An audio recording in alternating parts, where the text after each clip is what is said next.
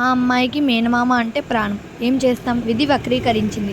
2020లో జరిగిన ఓ విద్యుత్ షాక్ ఘటనలో అమ్మాయి మేనమామ పెంటకోట కిరణ్ తనువు చాలించాడు. అయితే ప్రస్తుతం అమ్మాయి రసజ్వల కావడంతో ఆ వేడుకలో మేనమామ లేని లోటును తీర్చాలనుకుంది అమ్మాయి తల్లి. అనుకున్నది తడవుగా ముంబై నుండి 3,00,000 రూపాయల వ్యయంలో అచ్చు మేనమామను పోలి ఉన్న మైనపు బొమ్మను తయారు చేయించింది. కుమార్తె రసజ్వల వేడుకలో కిరణ్ మళ్లీ బ్రతికి వచ్చాడా అనే రీతిలో విగ్రహాన్ని ముందు ఉంచి మేనమామ లేని లోటును కనిపించకుండా ఘనంగా జరిపించారు. అనకాపల్లి జిల్లా గవరపాలెంలో జరిగిన ఈ ఘటన ప్రస్తుతం చర్చనీయాంశంగా మారింది.